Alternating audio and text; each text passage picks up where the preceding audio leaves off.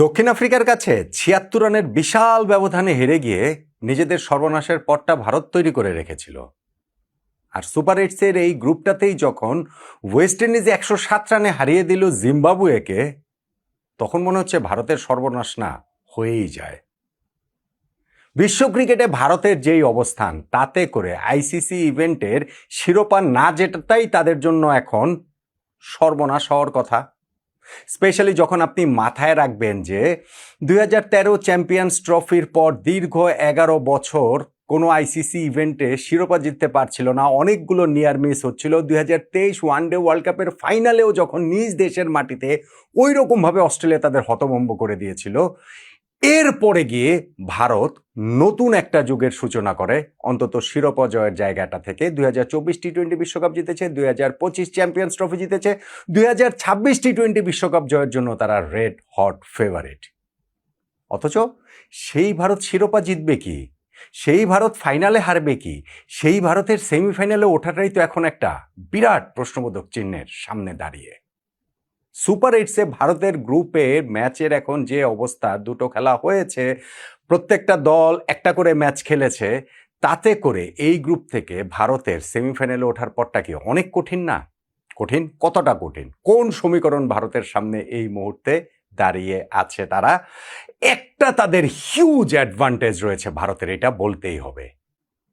Net run রেটের দিক থেকে যেমন তারা একটা হিউজ ডিসঅ্যাডভান্টেজে রয়েছে, ঠিক তেমনিভাবে একটা হিউজ অ্যাডভান্টেজ আছে যেইটা শেষ পর্যন্ত গিয়ে গুরুত্বপূর্ণ রোল প্লে করতে পারে ভারতের সেমিফাইনালে ওঠার ক্ষেত্রে। সেটা কি? ভারতের সেমিফাইনালে ওঠার ইকুয়েশনটা আসলে কি, তা নিয়ে এই আলোচনাটা করছি। ভারত নিজেদের প্রথম ম্যাচে সুপার এইটসে সাউথ আফ্রিকার কাছে হেরে গেছে ৭৬ রানে। শুধু হারায়নি, নেট রান রেটটা তারা -3.800-তে নিয়ে গেছে।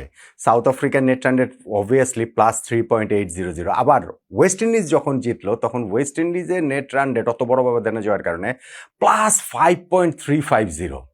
জিম্বাবুয়েটা -5.350।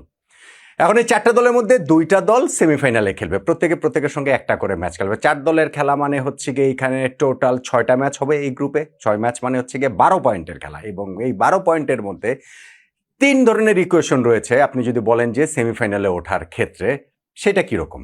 ধরেন নাম্বার 1, কোনো একটা দল 6 পয়েন্ট পেল, বাকি 3টা দল 2 পয়েন্ট 2 পয়েন্ট 2 পয়েন্ট করে পেল।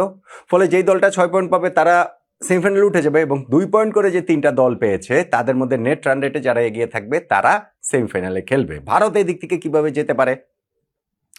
6 পয়েন্ট পাওয়ার সুযোগ তো আর ভারতের নেই, সেই সুযোগটা এই মুহূর্তে রয়েছে সাউথ আফ্রিকা ওয়েস্ট ইন্ডিজের। সাউথ আফ্রিকা যদি তাদের হাতে থাকা বাকি 2টা ম্যাচও জিতে তাদের 6 পয়েন্ট হবে। সেই ক্ষেত্রে ওয়েস্ট ইন্ডিজকে তাদের হাতে থাকা 2টা ম্যাচই হারতে হবে, তার মানে তাদের 2 পয়েন্ট আছে, তারা 2 পয়েন্টেই থাকবে। তারা ওই হাতে থাকা 2টা ম্যাচ হারা মানে ভারতের কাছেও হারবে, ভারতের 2 পয়েন্ট হলো। আবার ভারত সেই ক্ষেত্রে আবার জিম্বাবুয়ের কাছে হারতে হবে, তখন জিম্বাবুয়েরও 2 পয়েন্ট হবে। ঠিক তেমনিভাবে ওয়েস্ট ইন্ডিজও যদি তাদের হাতে থাকা 3টা ম্যাচ জিতে তাদের 6 পয়েন্ট হবে, বাকি 3টা দলের 2 পয়েন্ট করে হতে পারে। এই যে একই রকম ইকুয়েশন, সেটা আমি আর রিপিট না করলাম। কিন্তু আমার কাছে এইটা তখন হয়তো বা নেট রান রেটে এগিয়ে থাকলে ভারত সেমিফাইনালে যেতে পারে, কিন্তু আমার কাছে এটা আসলে ভেরি আনলাইকলি লাগে এই সিনারিওটাই। কেননা ধরেন ওয়েস্ট ইন্ডিজ কিংবা সাউথ আফ্রিকার 2টা দলের কোনো একটা দল 3টা করে ম্যাচ জিততেই পারে, কিন্তু সেই ক্ষেত্রে অন্যান্য যে হিসাব নিকাশগুলো মিলিয়ে ঠিক একটা করে জয় বাকি 3টা দলই জেতা থাকবে, নেট রান রেট হিসেবে আসবে, আমার কাছে সেটা মনে হয় না। স্পেশালি জিম্বাবুয়ের কথা বলতে পারি যে তারা প্রথম পর্বে অবশ্যই অস্ট্রেলিয়াকে হারানোটা হিউজ ক্রেডিট, শ্রীলঙ্কাকে হারানোটা হিউজ ক্রেডিট, সেই গ্রুপ থেকে গ্রুপ চ্যাম্পিয়ন হওয়াটা হিউজ ক্রেডিট। কিন্তু যখন সুপার এইটসের প্রথম ম্যাচটাতে তারা ওয়েস্ট ইন্ডিজের কাছে ওইভাবে উড়ে গেছে, আমার মনে হয় না যে ঠিক ভারতের বিপক্ষে কিংবা ধরেন সাউথ আফ্রিকার বিপক্ষে তারা আসলে জিততে পারবে। অবশ্যই তারা জিততে পারবে, কিন্তু আমার কাছে সেটা মনে হয় না। ফলে কোনো একটা দলে 6 পয়েন্ট হবে, বাকি 3টা দলে 2 পয়েন্ট করে হবে। নেট রান রেটে ভারত এগিয়ে থেকে সেমিফাইনাল খেলবে। স্পেশালি আবার যখন ভারতের নেট রান রেটের অবস্থা এখন এত খারাপ, আমার কাছে এই সিনারিওটাই আনলাইকলি মনে হয়। তাহলে বাকি থাকে আর 2টা সিনারিও, সেটা কি?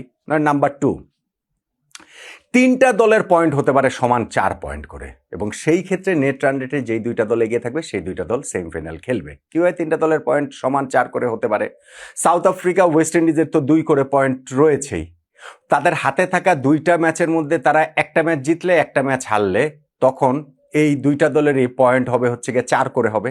আর ভারত তাদের হাতে থাকা দুইটা ম্যাচই, একটা ম্যাচ রয়েছে তাদের জিম্বাবুয়ের সঙ্গে, একটা রয়েছে ওয়েস্ট ইন্ডিজের সঙ্গে, সেই দুইটা ম্যাচে যদি তারা জেতে সেই ক্ষেত্রে তাদেরও 4 পয়েন্ট হবে।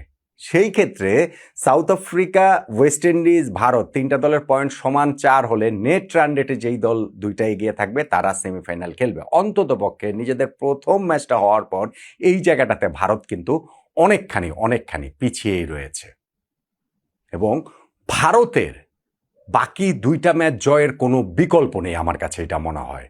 যেইভাবে যে আমি প্রথম ইকুয়েশনটা যেভাবে আমি রুল আউট করে দিলাম যে ভারত যদি বাকি দুইটা ম্যাচের মধ্যে একটা ম্যাচ জিতে তারা 2 পয়েন্ট পায় এবং সেই 2 পয়েন্ট নিয়ে তারা নেট রান রেটে এগিয়ে থেকে সেমিফাইনাল করবে, এটা আসলে হবে না।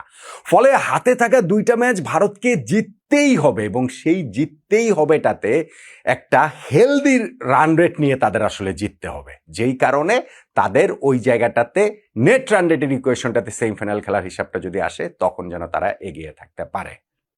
দেখেন ভারতের এই যে ম্যাচটা রয়েছে বৃহস্পতিবার, এই গ্রুপের দুইটা ম্যাচই রয়েছে। ভারতের একটা অ্যাডভান্টেজ হচ্ছে গিয়ে, যেটা কথা আমি শুরুতে বলছিলাম, ওই দিন দুপুর 3:30টার ম্যাচটাতে মুখোমুখি হবে সাউথ আফ্রিকা ওয়েস্ট ইন্ডিজ আহমেদাবাদে, এবং সেই দিন সন্ধ্যা 7:30টার ম্যাচে ভারত খেলবে জিম্বাবুয়ের বিপক্ষে চেন্নাইতে। ফলে সাউথ আফ্রিকা ওয়েস্ট ইন্ডিজ ম্যাচের রেজাল্ট দেখে কিন্তু তারা খেলতে পারবে।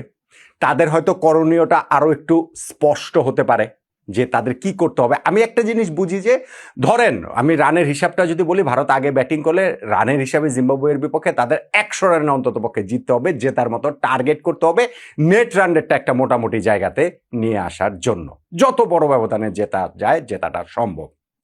ভাই ক্রিকেটে তো আর বললেই হয়ে যায় না, কিন্তু আমি জাস্ট আর কি একটা বোঝানোর জন্য বললাম যে জিনিসটা হচ্ছে গিয়ে এইরকমই থাকছে। এখন ওই যে সাউথ আফ্রিকা আর ওয়েস্ট ইন্ডিজ যে মুখোমুখি হবে ওই দিনের প্রথম খেলাটাতে, সেখানে ভারত কাকে সাপোর্ট করবে? আমার ধারণা ভারতের ওই দিন সাউথ আফ্রিকাকে সাপোর্ট করার কথা, সাউথ আফ্রিকাকে সাপোর্ট করাটা উচিত। কেন? সেই ক্ষেত্রে সাউথ আফ্রিকা প্রথম ম্যাচে ভারতকে হারিয়েছে 2 পয়েন্ট, ওই ম্যাচে সাউথ আফ্রিকা যদি ওয়েস্ট ইন্ডিজকে হারায় সাউথ আফ্রিকা 4 পয়েন্ট হবে। সাউথ আফ্রিকা লাস্ট ম্যাচটা থাকবে জিম্বাবুয়ের এগেনস্টে, ফলে সেই ম্যাচটাও সাউথ আফ্রিকার জেতার কথা। তাহলে সাউথ আফ্রিকার 6 পয়েন্ট হয়ে যাবে। যদি সাউথ আফ্রিকার 6 পয়েন্ট হয়, ভারতের সেই ক্ষেত্রে এমন হতে পারে যে তারা 4 পয়েন্ট পেলেই তারা কোয়ালিফাই করাটা নিশ্চিত করে ফেলতে পারে। নেট রান রেটের হিসাব নিকাশটা নাও লাগতে পারে। কিরকম? ধরেন সাউথ আফ্রিকা যদি ওই ম্যাচে জিতে ওয়েস্ট ইন্ডিজের সঙ্গে, তাদের 4 পয়েন্ট, ওয়েস্ট ইন্ডিজের 2 পয়েন্টে থাকলো। ভারত যদি জিম্বাবুয়েকে হারায়, ভারতের 2 পয়েন্ট হলো, জিম্বাবুয়ের 0 পয়েন্টে থাকলো। ভারত এবং ওয়েস্ট ইন্ডিজ দুইটা দলেরই সমান 2 পয়েন্ট। ফলে রোববার দিন এই গ্রুপেরই আবার যে লাস্ট দুইটা ফিক্সার, সেই দিনও বিকাল 3:30টার ম্যাচে সাউথ আফ্রিকা জিম্বাবুয়ে মুখোমুখি হবে। সন্ধ্যা 7:30টার ম্যাচে, ওইটা দিল্লিতে, আর সন্ধ্যা 7:30টার ম্যাচটা হবে কলকাতার ইডেন গার্ডেন্সে, ভারত মুখোমুখি হবে ওয়েস্ট ইন্ডিজের। সো ভারত যদি ওই ম্যাচে ওয়েস্ট ইন্ডিজকে হারায় তাহলে তো ভারতের 4 পয়েন্ট হয়ে যাবে, ওয়েস্ট ইন্ডিজ 2 পয়েন্টেই থেকে যাবে। আর আরেকটা ম্যাচটাতে যদি সেই ক্ষেত্রে জিম্বাবুয়ে যদি সাউথ আফ্রিকাকে হারিয়েও দেয়, জিম্বাবুয়ের 2 পয়েন্ট হবে, সাউথ আফ্রিকার 4 পয়েন্ট থাকবে, ভারত তো সেই ক্ষেত্রে হচ্ছে গিয়ে কোয়ালিফাই করে ফেলবে। কোয়ালিফাই করাটা সম্ভব না। সো এইটাই হচ্ছে ওই যে থার্ড ইকুয়েশনটাতে আমার কাছে মনে হয় যে 4 পয়েন্ট নিয়েও নেট রান রেটের হিসাবের বাইরেও ভারতকে কোয়ালিফাই করাটা সম্ভব। সেই জন্য ভারতের সামনে হিসাবটা হচ্ছে গিয়ে দুইটাই। একটা হিসাব খুব সিম্পল, সেটা হচ্ছে গিয়ে ভারতের হাতে থাকা দুইটা ম্যাচ, যেই ম্যাচটা হচ্ছে গিয়ে একটা বৃহস্পতিবার সন্ধ্যা 7:30টায় বাংলাদেশ টাইমে হবে চেন্নাইতে ওয়েস্ট ইন্ডিজের বিপক্ষে, সেই ম্যাচে ভারতকে জিততে হবে। এবং রোববার দিন সেই সন্ধ্যা 7:30 কলকাতার ইডেন গার্ডেন্সে যেই ম্যাচটা শুরু হবে ওয়েস্ট ইন্ডিজের বিপক্ষে, সেই ম্যাচটাও ভারতকে জিততে হবে। 2 ম্যাচ ভারত জিতলে তাদের 4 পয়েন্ট হবে এবং এই 4 পয়েন্ট নিয়ে তারা নেট রান রেটের হিসাবের মধ্যে অন্তত পক্ষে চলে আসবে। মানে 4 পয়েন্ট নিয়ে তারা নেট রান রেটের হিসাবের বাইরে চলে যাবে না কোনোভাবেই, কিন্তু সেই নেট রান রেটের হিসাবেও হতে পারে 3টা দলের পয়েন্ট সমান 4 হতে পারে, সেই ক্ষেত্রে নেট রান রেটে এগিয়ে থাকা পিছিয়ে থাকা। সেই জন্য অন্তত পক্ষে জিম্বাবুয়ের বিপক্ষে ম্যাচটাতে তাদের প্রথম যে ম্যাচটা সেটাতে বড় ব্যবধানে জিততে হবে, নাম্বার 1। আর নাম্বার 2, সাউথ আফ্রিকাকে ভারত সাপোর্ট করবে, চাইবে যেন সাউথ আফ্রিকা ওয়েস্ট ইন্ডিজের বিপক্ষে জিতে ওই দিনের প্রথম ম্যাচটাতে। সেই ক্ষেত্রে ভারতের শুধুমাত্র শেষ ম্যাচে ওয়েস্ট ইন্ডিজকে হারালেই চলবে, মানে গিভেন যে তারা জিম্বাবুয়ের বিপক্ষে ম্যাচটা জিতছে সেইটা ধরে নিয়ে। সো এই জায়গাটাতে অ্যাডভান্টেজের জায়গাটা কোথায় দেখেন? আমি যেটা বলছিলাম হিউজ অ্যাডভান্টেজ। নেট রান রেটের দিক থেকে ভারত একটা হিউজ ডিসঅ্যাডভান্টেজে রয়েছে, কিন্তু অ্যাডভান্টেজটা কি জানেন? ফিক্সচার। এই যে ফিক্সচারটা করেছে সেই ফিক্সচারের অ্যাডভান্টেজটা ভারত পাচ্ছে। এই যে বৃহস্পতিবার দিন খেলা সেইখানেও তারা জিম্বাবুয়ের বিপক্ষে যখন খেলতে নামবে তখন এটা তারা জেনে নামবে যে সাউথ আফ্রিকার 4 পয়েন্ট হলো না ওয়েস্ট ইন্ডিজের 4 পয়েন্ট হলো। তারা জেনে নামবে যে ওই দুইটা দলে দুই খেলার শেষে নেট রান রেটের কি অবস্থা। তারা তখন এটা জেনে নামবে যে জিম্বাবুয়ের বিপক্ষে কত বড় ব্যবধানে জিতলে তারা নেট রান রেটে এই দুইটা দলের কাছাকাছি যেতে পারে বা তারা আসলে এগিয়ে যেতে পারে, নাম্বার 1। এবং নাম্বার 2 হচ্ছে গিয়ে লাস্ট ফিক্সচারটাও তাদের, শেষ ম্যাচটাও তাদের। সাউথ আফ্রিকার ওই যে রোববার দিন সাউথ আফ্রিকা জিম্বাবুয়ে ম্যাচের পর গ্রুপের শেষ খেলা ভারত ভার্সেস ওয়েস্ট ইন্ডিজ। ফলে ভারত সার্টেনলি জেনে নামবে যে সেই ম্যাচটাতে তাদের এক্স্যাক্টলি কি করতে হবে, কত রানের ব্যবধানে জিততে হবে অথবা কত উইকেটের ব্যবধানে জিততে হবে। মানে আমি ধরছি যে তাদের 4 পয়েন্ট লাগবেই, আমি সেই হিসাব করে বলছি। সো ওই অ্যাডভান্টেজটা তারা পাবে এবং সেই অ্যাডভান্টেজের জায়গাটাতে ওই যে বলা হয় না যে আইসিসি ভারতকে একটা সুবিধা দেয় সবসময়, এই ফিক্সারের সুবিধা দিয়েছে এবং এরকম ফিক্সারের সুবিধা ভারতে থাকে, সবসময়ই থাকে। এইটাকে অস্বীকার করার কোনো উপায় নেই, কেননা ভারত যদি সেমিফাইনালের আগে আউট হয়ে যায় সেইটা আইসিসির জন্য বিরাট বড় একটা বিপর্যয়। সেইটাও যে টেলিভিশন রাইটস যাদের কাছে বিক্রি করা হয়েছে ওই কোম্পানির সম্প্রচারকারী সংস্থা তাদের জন্য একটা বিরাট বড় বিপর্যয়ের ঘটনা। আপনি দেখেন যে ভারত 2024-এ টি-20 ওয়ার্ল্ড কাপ জিতেছে, টি-20 ফরম্যাটের কথাই যদি আমি বলি, তারপরের এইবারের যে দলটা সেটা গতবারের চেয়েও ভালো বলে মনে হচ্ছে। যদিও বিরাট কোহলি নাই, যদিও রোহিত শর্মা নেই, যদিও রবীন্দ্র জাদেজা নাই, কিন্তু সেই দলটা অল অফ এ সাডেন একটা ম্যাচ সুপার 8-এ হেরেছে। গ্রুপ পর্বেও তারা 4টা ম্যাচ জিতেছে, খুব কনভিন্সিং না কিন্তু লিংরি তারা জেতে নেই, কিন্তু জিতেছে। তো সেই দলটা সুপার 8-এ সাউথ আফ্রিকার সঙ্গে একটা ম্যাচ হারার সঙ্গে সঙ্গে এইরকম ভাবে নানান ইকুয়েশনের মধ্যে তাদের পড়ে যেতে হচ্ছে এবং সেই ইকুয়েশন পেরিয়ে তাদের সেমিফাইনালে খেলার আমি দেখি হিসাব হচ্ছে গিয়ে প্লেন অ্যান্ড সিম্পল। বাকি দুইটা ম্যাচই ভারতকে জিততেই হবে, জিম্বাবুয়ে এবং ওয়েস্ট ইন্ডিজের বিপক্ষে বড় ব্যবধানে জিততে হবে, যেন নেট রান রেটের হিসাবে হলেও তারা সেমিফাইনালে যেতে পারে। আর যদি নেট রান রেটের হিসাবটা না রাখতে হয় তাহলে ওই বৃহস্পতিবার দিন প্রথম খেলাটাতে সাউথ আফ্রিকা যেন জিতে যায় ওয়েস্ট ইন্ডিজের বিপক্ষে, তাহলেই ভারত বাকি দুইটা ম্যাচ জিতলে স্ট্রেট তারা সেমিফাইনালে চলে যাবে বলেই আমার সমীকরণটা বলছে। এইগুলো পেরিয়ে জিততে হবে ভারতকে, তো জিততে তো হবে বটেই। এই এত সব সমীকরণ পেরিয়ে ভারত সেমিফাইনালে যেতে পারবে বলে আপনার কি মনে হয়? আমার কিন্তু মনে হয় এই সমীকরণ মিলিয়ে ভারত সেমিফাইনালে যেতে পারবে। আপনার কি মতামতটা জানাতে পারেন।